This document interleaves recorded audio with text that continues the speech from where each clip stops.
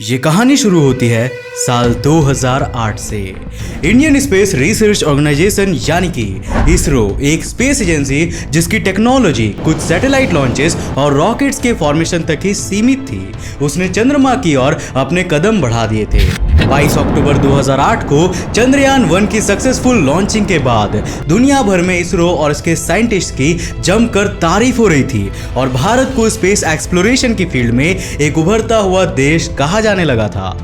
ये वो दिन थे जब मंगल यानी कि मार्स को इंसानों के फ्यूचर होम के रूप में देखा जाने लगा था और नासा और यूरोपियन स्पेस एजेंसी मार्स की ओर अपने स्पेस क्राफ्ट्स भेज रही थी। इसरो का बजट नासा और एसा की तरह हाई तो नहीं था और ना ही उनके पास मार्स मिशन जैसे किसी प्रोजेक्ट का कोई एक्सपीरियंस था, लेकिन वो कहते हैं ना कि इंसान की आंखें जितनी भी छोटी क्यों ना हो, लेकिन वो पूरे आसमान को देखने की काबिलियत रखती है।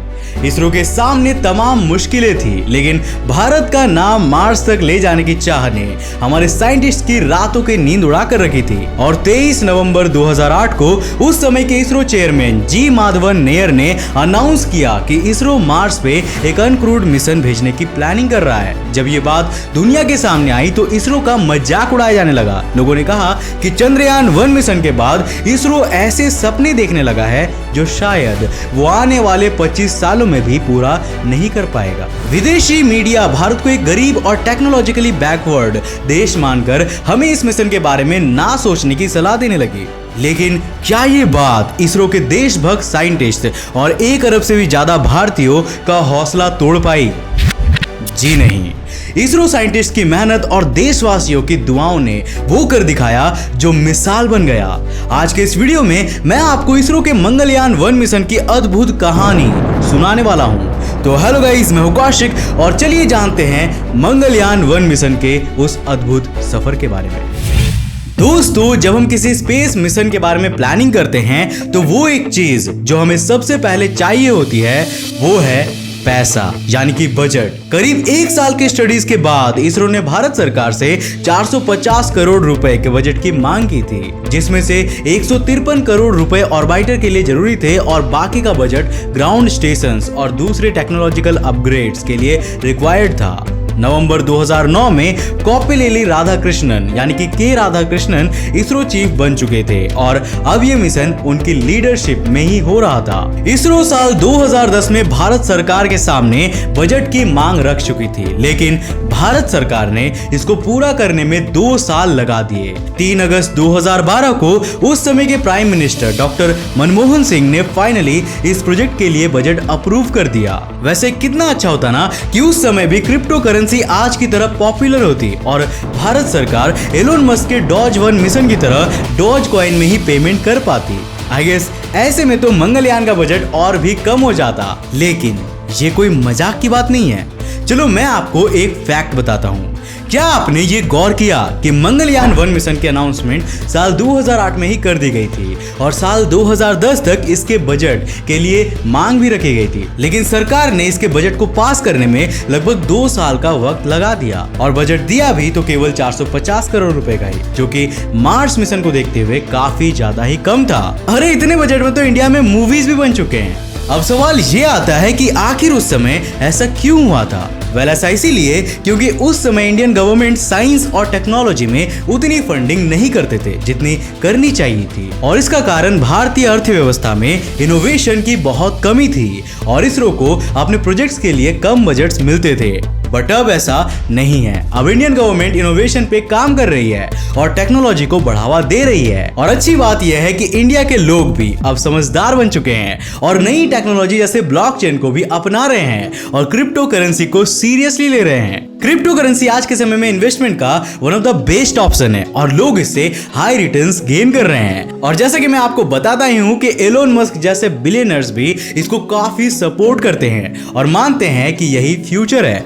वैसे क्या आप भी इस नई टेक्नोलॉजी का हिस्सा बनना चाहते हैं और क्रिप्टो करेंसी में इन्वेस्ट करना चाहते हैं? तो मैं आपके लिए लाया हूं coin switch Kuber app. Coin switch Kuber आपके लिए क्रिप्टो करेंसी खरीदने का सबसे बेस्ट ऑप्शन है क्योंकि इसका यूजर इंटरफेस बिल्कुल सिंपल है और नए इन्वेस्टर्स को ध्यान में रखते हुए बनाया गया है। यहाँ आप बिटकॉइन के साथ साथ सभी मेजर क्रिप्टो करेंसीज में इन्वेस्ट कर सकते हो और अच्छे रिटर्न्स कमा सकते हैं। तो आपको करना क्या होगा? वेल आपको कुछ नहीं करना, बस डिस्क्रिप्शन में दी गई लिंक से कॉइनस्विच कुबेर आपको डाउनलोड कीजिए, अपनी कुछ डिटेल्स भर के 5 मिनट्स में केवाईसी कंप्लीट कीजिए and you are ready to invest. सिर्फ 100 रुपए का इन्वेस्टमेंट करके आप अपनी क्रिप्टो जर्नी को स्टार्ट कर सकते हो। Instant deposit and instant withdrawal इसे सेफ और ट्रस्टेड प्लेटफॉर्म बनाता है, तभी तो पिछले 1 साल में 60 लाख से भी ज्यादा यूजर्स इसको ज्वाइन कर चुके हैं। तो फिर आप क्यों पीछे हैं? अगर आप डिस्क्रिप्शन में दी गई मेरी लिंक से कॉइनस्विच कुबेर आपको डाउनलोड करेंगे तो आपको 50 रुपए वर्थ का बिटकॉइन बिल्कुल फ्री मिलेगा। साथ ही अगर आप क्रिप्टो करेंसी के बारे में जानकर इसके एक्सपर्ट बनना चाहते हैं तो कॉइनस्विच कुबेर का यूट्यूब चैनल भी है, उसे जाकर सब्सक्राइब कर लीजिए, जिसका लिंक नीचे डिस्क्रिप्शन में है। और हाँ, कॉइनस्विच कुबेर ऐप को इंस्टॉल कर एंड ट्रेड कर बेफिक्र। अब क्रिप्टो करेंसी की ट्रेडिंग विंडो तो 24/7 ओपन रहती है, लेकिन मार्स की लॉन्च विंडो 2013 के बाद अगली बार 2016 से पहले नहीं खुलने वाली थी। यही कारण है कि इसरो अपने मार्स ऑर्बिटर को साल 2013 के अंत तक ही लॉन्च करना चाहती थी। मार्स लॉन्च विंडो का मतलब उस समय से है जब स्पेसक्राफ्ट लॉन्च करने पर उसे मार्स तक पहुंचने में कम से कम समय लगता है। इसरो के साइंटिस्ट ने मार्स ऑर्बिटर के डेवलपमेंट के लिए 15 महीने की डेडलाइन रखी थी और उन्होंने उसके पहले ही उसे पूरा करके दिखाया। 5 अगस्त 2013 तक PSLV Excel C25 launch vehicle को तैयार कर लिया गया था और 2 अक्टूबर 2013 तक तैयार हो चुके स्पेसक्राफ्ट को लॉन्च व्हीकल के साथ अटैच करने के लिए भी भेज दिया गया था। 5 अक्टूबर 2013 को इसरो और नासा के बीच एक डील हुई, जिसके अनुसार नासा अपने डीप स्पेस नेटवर्क यानी कि DSN के थ्रू स्पेसक्राफ्ट से कम्युनिकेट करने में इसरो की मदद करने वाली थी। अब इससे पहले कि हम अपने स्पेसक्राफ्ट को मार्स की ओर भेजें, हमें एक नजर इसके अंदर झांक कर भी देख लेना चाहिए। मार्स ऑर्बिटर के लिए I-1 के स्ट्रक्चर की सैटेलाइट बस का इस्तेमाल किया गया था। सैटेलाइट बस का मतलब किसी स्पेसक्राफ्ट का बेसिक स्ट्रक्चर होता है। आपको बता दूं कि इससे पहले लॉन्च हो चुके चंद्रयान-1 मिशन के लिए भी इसी सैटेलाइट बस का इस्तेमाल किया गया था, बस इसमें कुछ अपग्रेड्स कर दिए गए थे। ये ऑर्बिटर एल्यूमिनियम को CFRP यानी कि कंपोजिट फाइबर रीइंफोर्स्ड प्लास्टिक के साथ सैंडविच करके बनाया गया था। पावर जनरेशन के लिए इसमें 3 सोलर पैनल्स लगे हुए थे, जिनमें से हर एक का एरिया 7.56 मीटर स्क्वायर का था। ये तीनों मिलकर मार्स की ऑर्बिट में 840 वाट की पावर को जनरेट कर सकते थे और इसको स्टोर करने के लिए इसमें 36 Ah की लिथियम आयन बैटरी भी लगी हुई थी। अब बात करते हैं प्रोपल्सन की। मार्स ऑर्बिटर में एक लिक्विड फ्यूल इंजन लगा हुआ था जिसका थ्रस्ट 440 न्यूटन्स का था। आपको बता दूं कि किसी स्पेसक्राफ्ट की ऑर्बिट और डायरेक्शन को सही रखने के लिए उसमें कई बार मैन्यूवरिंग करनी पड़ती है और कई बार उसकी हाइट भी एडजस्ट करनी पड़ती है। इसके लिए उसमें 22 न्यूटन की थ्रस्ट वाले 8 थ्रस्टर्स भी लगे हुए थे। इनमें प्रोपेलेंट के तौर पर monomethyl hydrogen and dinitrogen tetroxide के मिक्सचर का यूज किया गया था। मैन्यूवरिंग सिस्टम में मार्क 31750 प्रोसेसर लगा हुआ था। इसके अलावा इसमें low gain antenna, mid gain antenna, high gain antenna, star sensor, sun sensors, reaction wheels और प्रोपल्सन सिस्टम भी लगा हुआ था। इस पूरे स्पेसक्राफ्ट का वजन 1337.2 किलोग्राम का था, जिसमें से 852 किलोग्राम मास तो सिर्फ फ्यूल का ही था। इसरो के मार्स ऑर्बिटर में टोटल 5 साइंटिफिक इंस्ट्रूमेंट्स लगे हुए हैं। पहला इंस्ट्रूमेंट था मैनका यानी कि मार्स एक्सोस्फेरिक न्यूट्रल कंपोजिशन एनालाइजर। ये क्वाड्रोपोल मास एनालाइजर है जो 1 से लेकर 300 एटॉमिक मास यूनिट की रेंज के पार्टिकल्स की कंपोजिशन को एनालाइज कर सकते हैं। दूसरा है लाइमन अल्फा फोटोमीटर यानी कि लैप। इसका काम मार्स के अपर एटमॉस्फेयर में ड्यूटेरियम एंड हाइड्रोजन की प्रेजेंस को डिटेक्ट करना था। इन दोनों चीजों की मात्रा को मेजर करके हम ये जान सकते हैं कि कोई प्लैनेट पर पानी है या नहीं, और अगर है तो वो कितनी मात्रा में पानी को आउटर स्पेस में रिलीज कर रहा है। थर्ड नंबर पर आता है मीथेन सेंसर फॉर मार्स यानी कि MSM। इसका काम मार्स के एटमॉस्फेयर में मीथेन की प्रेजेंस, इसकी मात्रा और इसके सोर्सेस के बारे में पता करना था, लेकिन अनफॉर्चुनेटली मार्स के ऑर्बिट में पहुंचने के बाद ये इंस्ट्रूमेंट खराब हो गया था। फोर्थ नंबर पर आता है टीस यानी कि थर्मल इंफ्रारेड इमेजिंग स्पेक्ट्रोमीटर। इसका काम थर्मल एमिशन को मेजर करना है। यह मार्स की सरफेस की कंपोजिशन, वहां की सॉइल के प्रकार और उसमें प्रेजेंट मिनरल्स का पता लगा सकते हैं। साथ ही ये वहां के एटमॉस्फेयर में CO2 की प्रेजेंस के बारे में भी इंफॉर्मेशन देता है। आखिर में आता है MCC यानी कि मार्स कलर कैमरा, और इसका काम तो आप सभी को पता ही है। इसका काम मार्स की सरफेस की फोटोज लेना है। ये मार्स के एटमॉस्फेयर में होने वाले चेंजेस और यहाँ आने वाले डस्ट स्टॉर्म्स के बारे में भी हमें बताता है, और इसने मार्स के दोनों मून्स फोबोस और डीमोस की फोटोज भी ली है। अब बात करते हैं उन पलों की जिसका आप बेसब्री से इंतजार कर रहे हैं। लेकिन उससे पहले आपको कुछ और चीजों को जानना जरूरी है। इसरो ने ऑर्बिटर की ट्रैकिंग के लिए और उसे कमांड देने के लिए एक telemetry tracking and command network बनाया था। नासा का डीप स्पेस नेटवर्क भी इसके लिए लगा हुआ था और इसरो ने इसके लिए सैंसा यानी कि south African national space agency की भी मदद ली थी। इसरो ने अपने मंगलयान मिशन के लॉन्च के लिए GSLV रॉकेट को चुना था, जो काफी पावरफुल था, लेकिन उसके पहले के कुछ सालों में इसके कुछ मिशन फेल हो चुके थे और इसरो नहीं चाहता था कि उनका इतना बड़ा मिशन फेल हो जाए और दुनिया भर के देश उनका मजाक उड़ाए। इसीलिए उन्होंने GSLV की जगह पर PSLV यानी कि पोलर सैटेलाइट लॉन्च व्हीकल का इस्तेमाल करना ही सही समझा।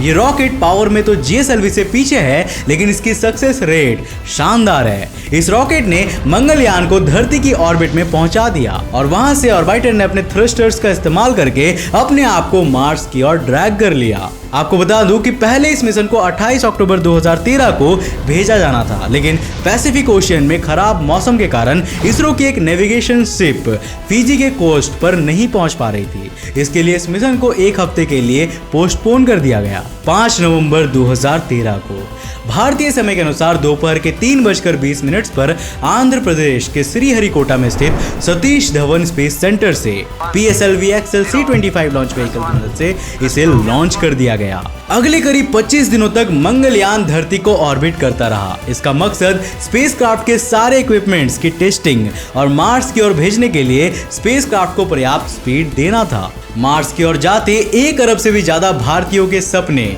वो सुनहरा इतिहास लिखने वाले थे, जो भारत और इसरो को स्पेस एक्सप्लोरेशन की फील्ड में एक नया मुकाम देने वाले थे।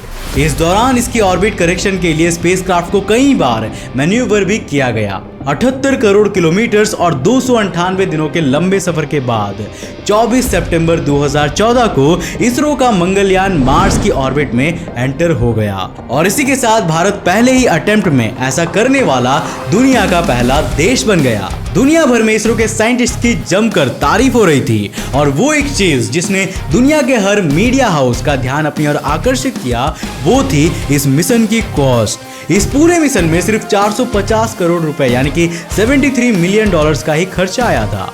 इससे ज्यादा खर्चा तो हॉलीवुड के कई मूवीज को बनाने में ही कर दिया जाता है और इतने में हमने भारत को मार्स पर पहुंचा दिया। अगर आप 78 करोड़ किलोमीटर्स को ट्रैवल करने के लिए 450 करोड़ रुपए खर्च कर रहे हैं, तो ये करीब ₹5.76 पर किलोमीटर होता है। एंड आई गेस भारत के कई शहरों में इतनी कम कीमत पर तो ऑटो भी नहीं चलती होगी जितने में हम मार्स पर पहुंच गए थे। उस समय के इसरो चेयरमैन और इस मिशन के लीडर के राधाकृष्णन की माने तो इसकी कम कॉस्ट की वजह साइंटिस्ट के लॉन्ग वर्किंग आवर्स थे। इसरो के साइंटिस्ट सेम सैलरी पर 18 से 20 घंटे काम किया करते थे और इसरो ने इस मिशन के लिए ग्राउंड टेस्ट भी काफी कम किए थे। BBC के जर्नलिस्ट जोनाथन एमस ने इसरो के मंगलयान मिशन को नासा के मेवन यानी कि Mars atmosphere and volatile evolution mission को कंपेयर करते हुए बताया कि इसरो का मिशन सस्ता इसीलिए था क्योंकि इसरो के साइंटिस्ट ने इसमें ज्यादा से ज्यादा स्वदेशी टेक्नोलॉजी का यूज किया था। उन्होंने रात दिन मेहनत करके वर्कर्स कॉस्ट को भी कम किया। इसके अलावा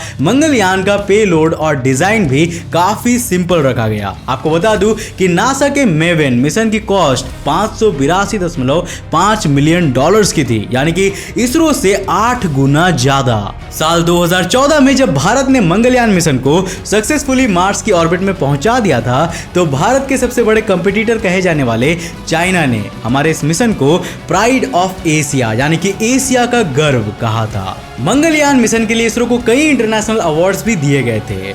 नवंबर 2016 में जब भारत सरकार ने 2000 का नया नोट लॉन्च किया तो उसके पीछे की ओर मंगलयान की इमेज छापी गई। साल 2019 में अक्षय कुमार की मिशन मंगल मूवी तो आप सभी ने देखी होगी। अल्ट बालाजी और G5 पर रिलीज हुई एकता कपूर की web series mission over Mars भी कुछ कुछ इसी मिशन पर बेस्ड थी। नवंबर 2016 में नेशनल ज्योग्राफी ने अपनी मैगजीन के कवर पेज पर मंगलयान की फोटो को जगह दी थी। इन सब चीजों से यह साफ है कि इसरो का मंगलयान मिशन भारत के लिए स्पेस एक्सप्लोरेशन की फील्ड में एक गेम चेंजिंग मिशन साबित हुई। अरे रुको भाई, जा कहां रहे हो? ये वीडियो अभी खत्म नहीं हुआ। इस सीरीज के नेक्स्ट एपिसोड में मैं आपको बताऊंगा कि मार्स की ऑर्बिट में पहुंचने के बाद मंगलयान ने क्या क्या खोजा था, इसका अभी तक का सफर कैसा रहा है, मंगलयान का फ्यूचर क्या है और इसरो का मंगलयान 2 मिशन कैसा होने वाला है। तो अगर आप भी इन सभी चीजों को जानने के लिए एक्साइटेड हैं तो अपने एक्साइटमेंट को लाइक और शेयर बटन पर निकाल दीजिए। इस वीडियो को हर एक भारतवासी तक पहुंचाइए जिससे कि हम कलेक्टिवली इसरो की इस महान अचीवमेंट पर गर्व कर सके। आपको आज का ये वीडियो कैसा लगा हमें नीचे कमेंट करके जरूर बताना। और अगर आप भी ब्लॉकचेन की टेक्नोलॉजी को एक्सेप्ट करते हुए क्रिप्टो करेंसी में इन्वेस्ट करना चाहते हो तो कॉइनस्विच कुबेर ऐप को डाउनलोड करना मत भूलना, लिंक नीचे डिस्क्रिप्शन बॉक्स में। उम्मीद है कि ये वीडियो आपको काफी ज्यादा इंफॉर्मेटिव लगी होगी। तो ऐसे और इंटरेस्टिंग वीडियोस को देखने के लिए इस चैनल को सब्सक्राइब करने के साथ साथ नोटिफिकेशन बेल को बंद कर देना ताकि आप देख सको हमारे वीडियो सबसे पहले। तब तक के लिए बाय, जय हिंद।